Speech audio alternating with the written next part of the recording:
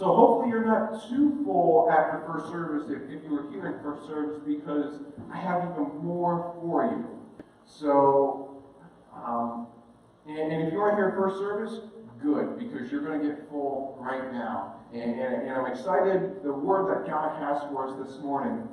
But if some of you know me, you know I like crowd participation. So today we're going to do a little crowd participation. Did someone just clap? Oh, good. So let's just start right here. Raise your hand if you had dinner last night. A soda? That sounds really healthy. Soda. Oh, I thought you said a soda. I was like, man, oh man, we gotta get a nutritionist in here. That's our next one. All right. Raise your hand if you woke up this morning and brought yourself here. That should be everyone. All right. So now we have our hands in motion. Let's get our words in motion. So God is good. And all the time. Good. So here's what I want today, because I need a little bit of encouragement up here this morning. I know God gives me plenty of encouragement, and my wife kicks my butt a lot of times.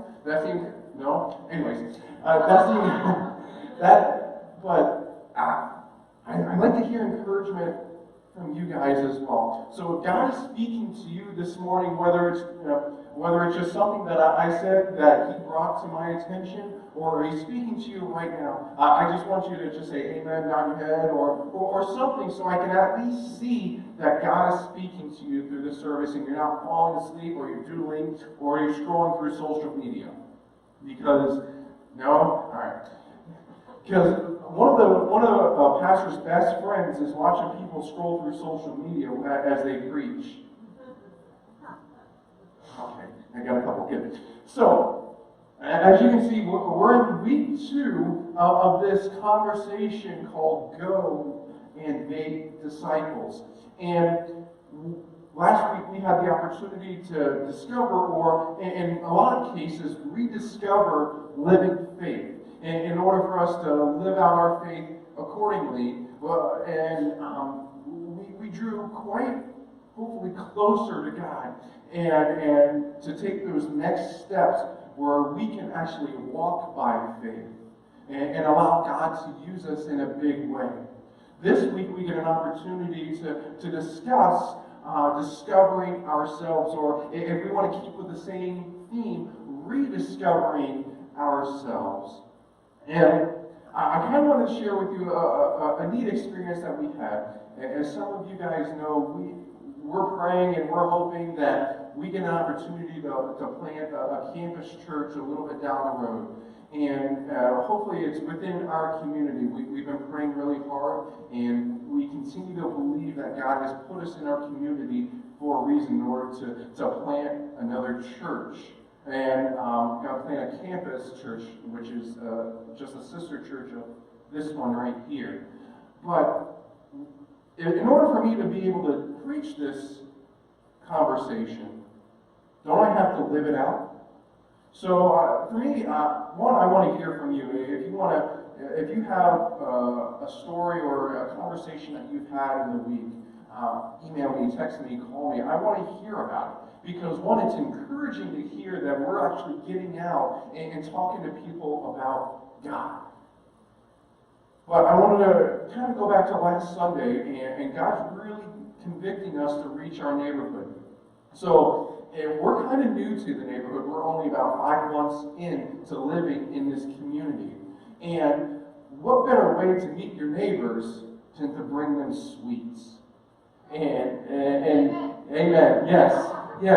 And if you want to get a hold of me, brownies and cheesecake are really good in my heart and my stomach. So, all right. Man, I'm feeling epically this morning.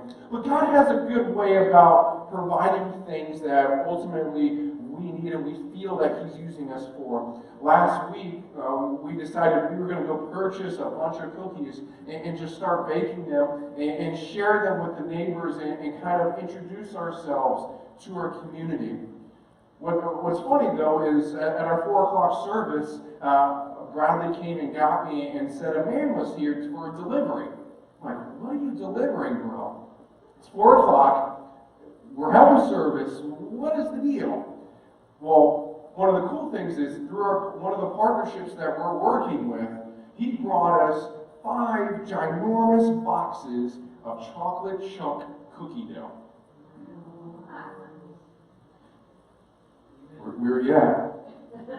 We were baking cookies to hand out to our neighbors. We were going to purchase out of our own pocket, but yet God blessed us with this huge box of cookies. So we went home that night and my wife and my kids baked. Give you credit where it's due. So, yes, I can cook, and I can cook every once in a while. But they went home and they baked cookies, and we ended up going out into the neighborhood and being able to talk with a couple families. We had visions of talking with 4 families. As time got away from us, we only were able to talk with 2. And I kind of want to pinpoint those 2 families and give you a little bit of encouragement, at least coming from my end. 2 families we were able to speak with. The first one we kind of met before, but we haven't really truly met, and we've talked on a here and there basis, like a passing by. And we went to her door and knocked, and we ended up talking about 15 minutes with her. And she knew us a little bit. She knew the boys went to school, and she saw us every morning go and get up very early and bring them to school. And we just started building that relationship with her. One of the cool things I really took from our conversation was a question that she ultimately asked us. She asked us, have you met this and this person yet? And what's cool about that is when you start meeting people, when you start building genuine relationships with people, they want to share you with their friends. They want to, hey, have you met this person? Have you met that person? And it's like a domino effect. If you are vulnerable enough to go and meet new people that you've never met before and talk to them just to start building relationships with them, they're going to ultimately bring you to someone else. So we found that conversation very productive and a good step in the right direction. Yes. And in the second home we went to, we met this new family. They moved in about 1.5 years ago, and we met. We have a couple things in. What's the right word I want to use? In common, yes. They basically restored their home. They stripped it to the studs and redid their home. Kind of something close, not close, but we remodeled our home. We stripped a little bit down and made our home kind of our home. But we went in, and in my mind, we still had 2 families to get to, and it was getting late. And I'm thinking, oh man, we're only going to spend maybe 5 or 10 minutes here. A half an hour later, we brought them a bag of cookies, and half an hour later, we're still talking about family. And they spoke a little bit of English. They understood what we were trying to say, and we understood what they were trying to say. But God put us there for a half an hour to kind of plant the seed within this family. They ended up talking about their family who lived 15 minutes down the road and then having a couple grandkids similar to our kids' age. So we built started to build that relationship with them. Here's what's funny. We brought them cookies. They ended up giving us 2 chocolate bars, 4 miniature chocolate pieces like you would hand out on Halloween, and 2 new toy cars before we left. We didn't want anything. We weren't expecting anything. But because someone reached out to them and made them feel like they were important and wanted to build a relationship with them, they were more than willing to open up their home to us.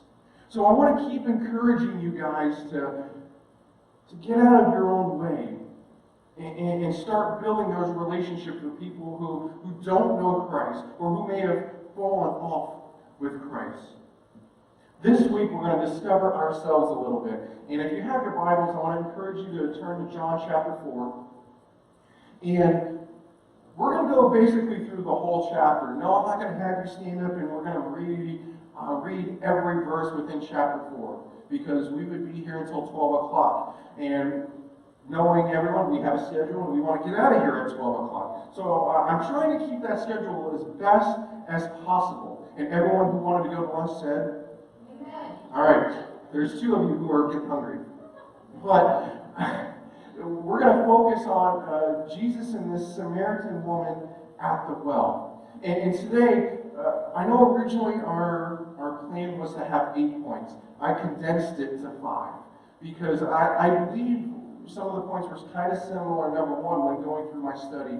But 2, there's a lot of meat in these points that I believe God fed me. And I'm hoping that I can relay His word to you this morning. The first point I kind of want to open up with, and the first question is embracing all. And the question that we need to ask ourselves personally is, do I embrace all people regardless of their race, economic, or social status, or maybe their background? And when we go through John chapter 4, and Jesus is at the well with this woman, we see in verse 9 something that really pinpoints this point of embracing all. In verse 9, the Samaritan woman said to him, "You are a Jew and I am a Samaritan woman. How can you ask me for a drink?" And then you see in the parentheses, "For Jews do not associate with Samaritans." And we can be here until 4 o'clock if we wanted to do an in-depth study of why Jews and Samaritans didn't get along, because there's many issues previous to this point. But the point of the matter is, she recognized that she was a Samaritan woman. He was a Jew. She was out in the middle of the day when it was blazing hot. No one was out. She wanted to be by herself, but yet she sees this man. She has no idea that this man is the Savior. This man was Jesus. She had absolutely no idea. And then when I go through this verse, there's another verse in the Bible that really jumps out at me, and it's in what Paul tells the church of Galatia in Galatians chapter 3. And I want to say it's close to verse 9 or verse 10. But he tells us that there is neither Jew nor Gentile, neither slave nor free, nor is there male and female, for you all are one in Christ Jesus. And when I read this point, and as I read this verse as well, I realize that not only did God embrace diversity, He created it. He created diversity. In the beginning, He created man and woman. He created different races. And I know it's a touchy subject, but the truth of the matter is, God created it. He created it in His master plan to bring everyone together as one. No matter where you are in life, what title that you may have, whether how much money that you have, it doesn't matter to God. It does not matter to Him at all. He was at the well for one reason: to bridge the gap of diversity that we have in our economy. He wanted to bridge this gap. He wanted to show us that it's okay to be different, and the same people, or not the same, it's okay to be different. Let me read more of this. I'm going so fast. It's okay to be different and come to this building of worship and be different because we're praising the one true God. God created diversity. John chapter 17, verse 23, Jesus says, "I in them, and you in me, so that they may be brought to complete," what is that word? Unity. Then the world will know that you sent me and have loved them even as you have loved me. This is one of the last prayers that is recorded by Jesus. And what is He calling for? He's calling for complete unity. I don't know if if you stepped outside the walls recently or have heard about the news, but we live in a broken and diverse world where diversity separates us. And it's a very dangerous line when we talk about diversity, because people want to use diversity as a crutch.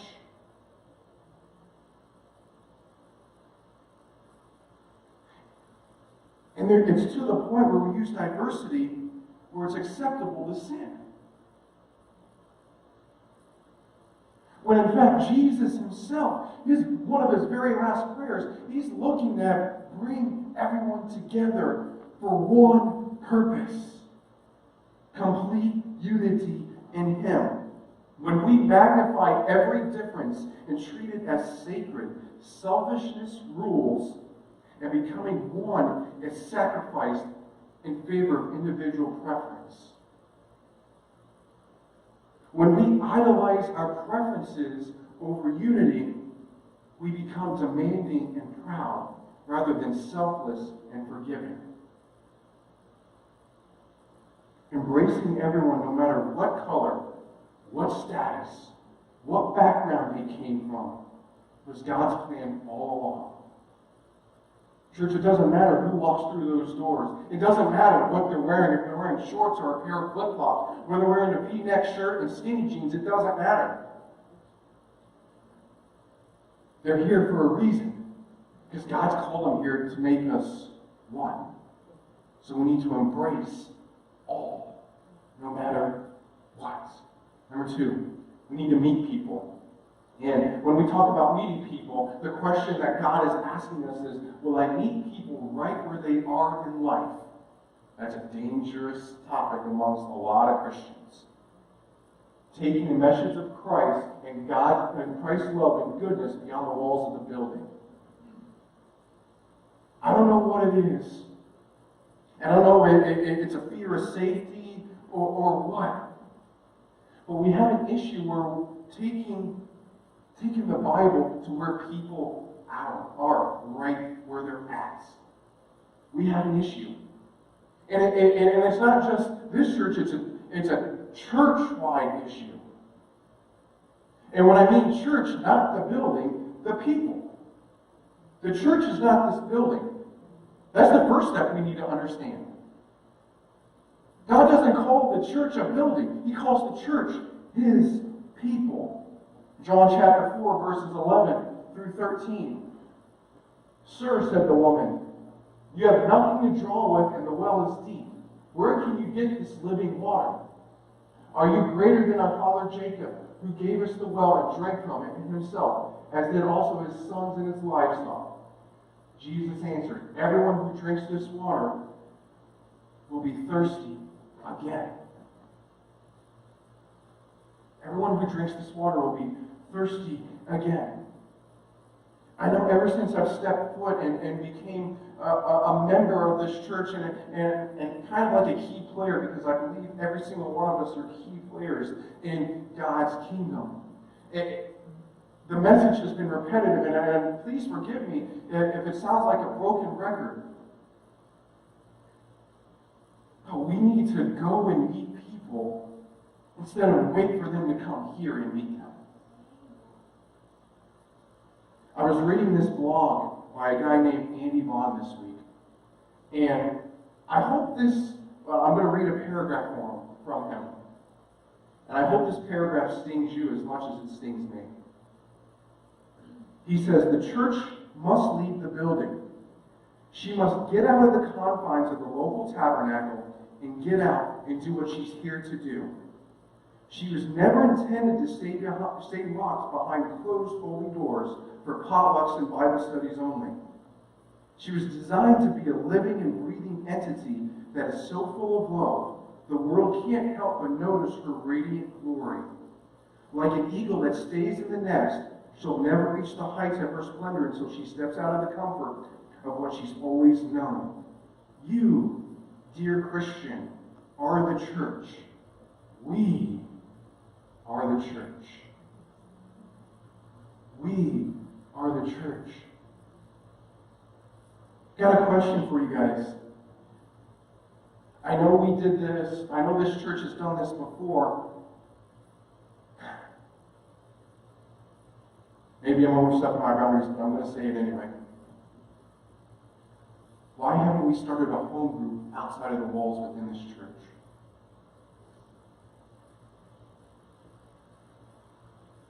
Why? I know we've done it, and from what I've heard from many people, it was successful. Why did we stop? Is this building a safety net for everyone? Are we meeting new people? Are we inviting them into our homes? I think the question I really want to ask is, are we being intentional in going out and meeting them right where they are? Are we being intentional in doing that? Point 3, extending grace. And the question is, do I extend grace and mercy to people regardless of their lifestyles? We've talked about grace a little bit the past few weeks. And I think before we can extend grace to anyone, we need to learn to give grace to ourselves. We're our harshest critics. Pastor Dennis said this morning, and his demeanor and to the same token as my demeanor, I expect perfection out of myself. And when I fail to produce perfection, I beat myself up mentally. I don't allow grace to come in like God provided grace to me. I don't allow that. I think the first step in order to extend grace is we need to accept it ourselves. Because if we're able to accept it to ourselves, we know how to extend it to everyone else. How in the world can we extend grace to others when we're being hypocritical and fake? How can we do that if we're not willing to accept it ourselves? I created kind of like a small list for you guys. I forgot the Bible verse. That's the Bible verse from John chapter 4 where we're talking about extending grace. Go call your husband and come back. I have no husband, she replied. Jesus said, you're right when you say you have no husband. The fact is, you've had 5 husbands, and the man you now have is not your husband. What you have just said is quite true.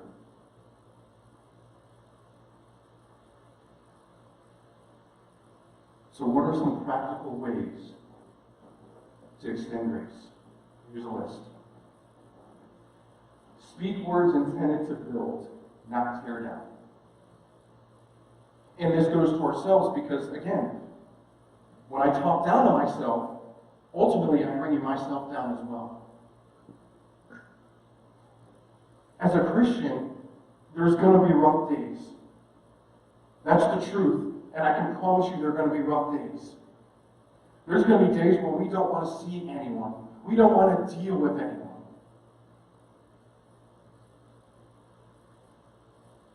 And then our mindset when we don't want to deal with anyone is we give them a cold shoulder. Or we probably say something that ultimately will tear them down. When we go out and extend grace to others, we want to encourage, not discourage. We want to encourage, not discourage. We want to freely forgive. And this is another one where we have to learn this ourselves. I think there's things in our past that we're not willing to forgive ourselves for.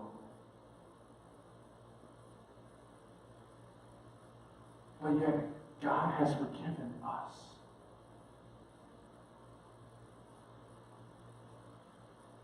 If people do things wrong to you, the Bible clearly says 70 times 7.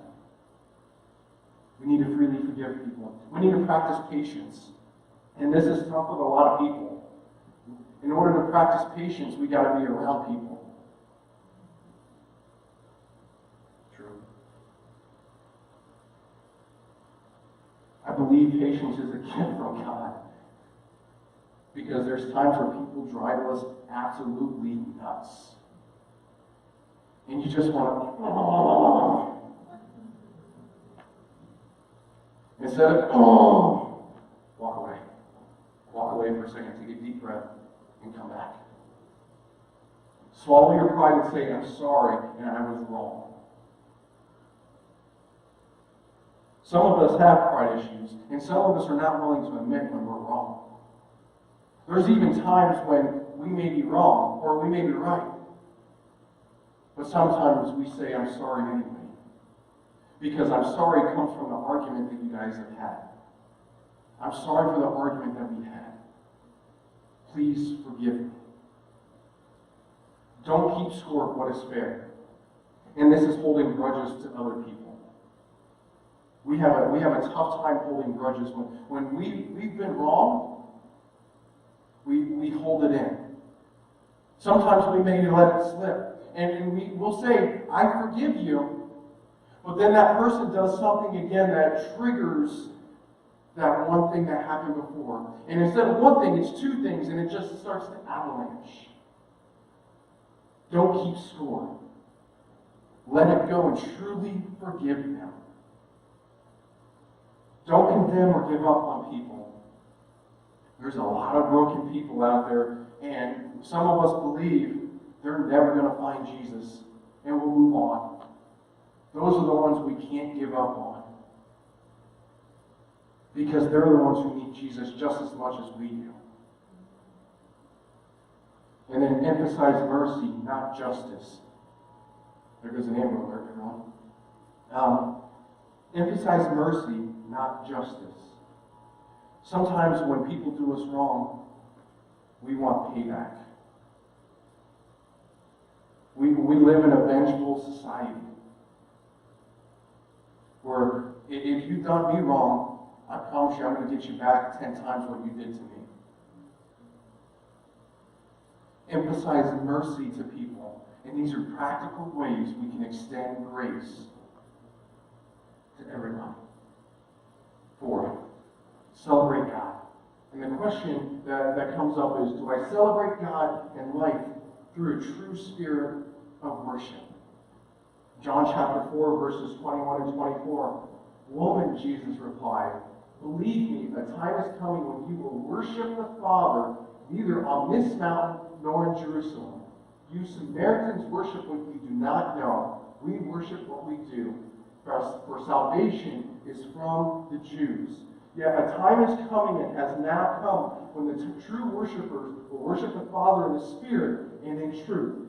For they are the kind of worshipers the Father seeks. Verse 24. God is Spirit, and His worshipers must worship in the Spirit and in truth.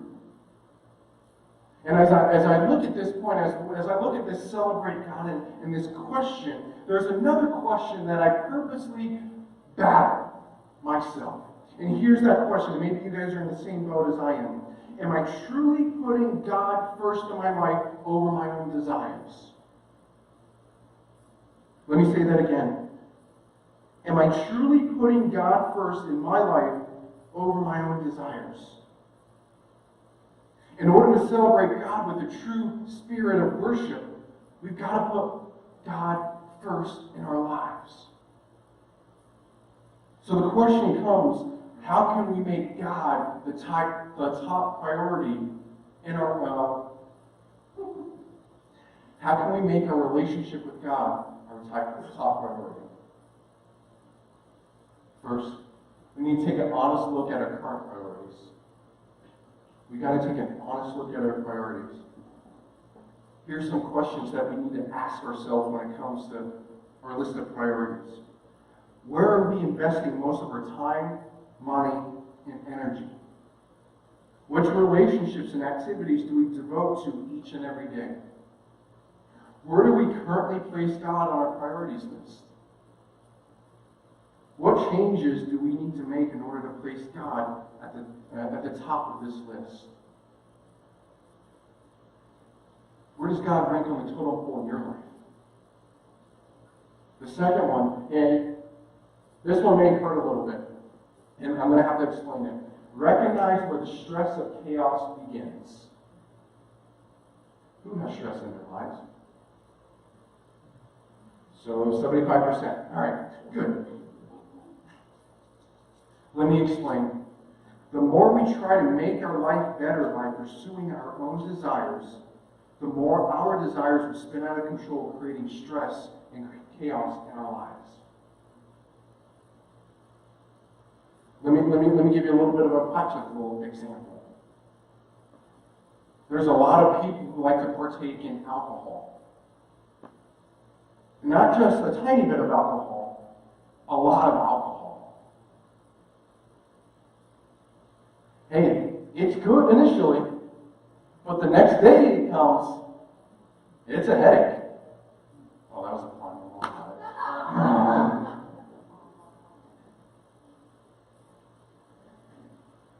When we follow our own desires, it's good initially, but then we realize that, yes, while it was good initially, I'm well off the path.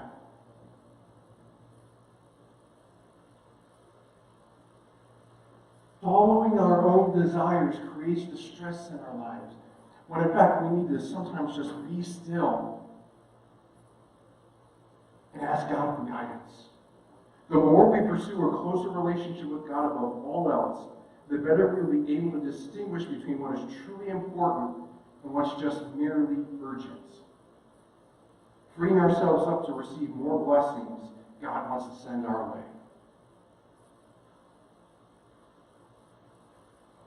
How's your relationship with Christ? Are you following what you want?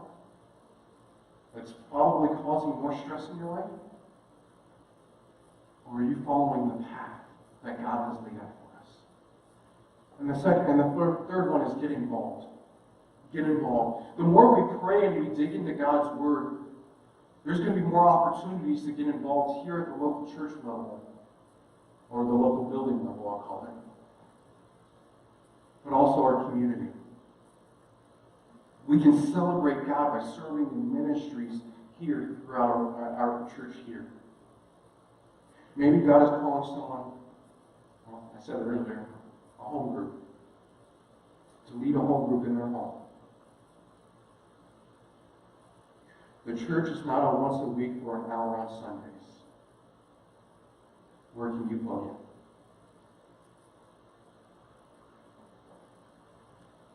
Lastly, share the good news. How do I live on mission, share the good news with my friends, family, co-workers, and community? Verses 28 through 30. Then, leaving her water jar, the woman went back to the town and said to the people, "Come, see a man who told me everything I ever did. Could this be the Messiah?" They came out of the town and made their way toward him.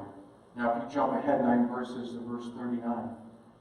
They came back. I think the Samaritans from that town believed in him because of the woman's testimony. He told me everything I ever did. So when the Samaritans came to him, they urged him to stay with them, and he stayed 2 days. And because of his words, many more became believers. As a result of the Samaritan woman talking to the town, talking to her community about Christ and what he did personally for her, others went to him, and many more became believers. How do I live on a mission and share the good news? One of the things I struggle with, and I'm being honest and open with you guys, this idea of small church. I struggle with it. And I've heard it many, many, many times within the city here that we're okay with small church. And I get small church creates a community within a body of believers. I get it. But as Pastor Dennis says, quite frequently, I believe people who say they're okay with small church is an excuse to not go out and reach someone. And God forgive me if I'm completely wrong. We have 16,000 people within the city limits of Zephyr Hills. We have 40 churches. By my math, and I'm very analytical, That means a church average of 400. 400. And that's not counting the people that travel from Plant City, from Dade City, from Crystal Springs, from Wesley Chapel.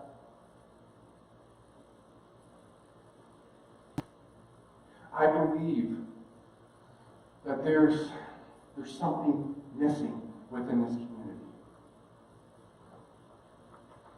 It's a willingness to share what God has done in our lives. And not only share it, but invite. Like I said, if I'm wrong, God, please forgive me right now. And maybe it's my own perception. But if we're okay with being where we are right now without anyone else coming through those doors,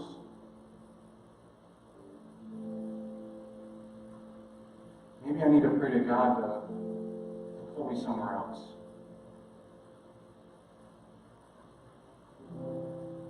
But I believe He's called us here because there's a need in Zephyr Hills. There's a need in Wesley Chapel. There's a need in Plant City. There's a need in Dade City.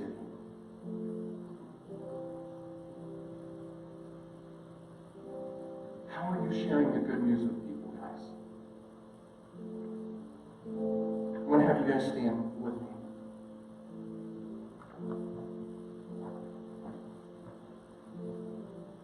And what I want you guys to do is close your eyes for a moment. And I like doing this at times. And here's what I want. And here's the rest of the prayer for this morning. Close your eyes and extend your arms out. Your palms facing the sky. Just extend them out. Father God, right now, I'm asking for forgiveness if I'm completely wrong.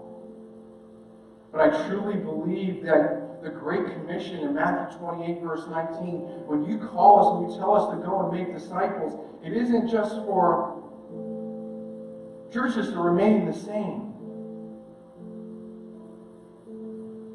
It's for church to expand in a big body of believers.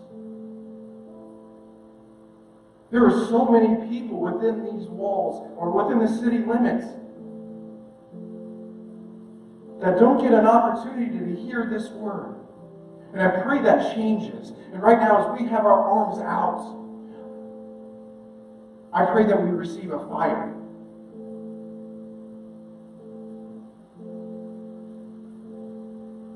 God, I pray right now that you place a burden on our hearts, where you give us this extra oomph. And there may be some people here that, man, I'm doing so much for God right now. I don't know how much more I can take. The truth is, God, you don't give us more than we can't handle. But you're also wanting us to push down these walls and reach out to the community. As we have our arms out and extended right now, there's no place I'd rather be than right here, right now, receiving your word and your wisdom. Set a fire in our souls, God. As we sing this verse,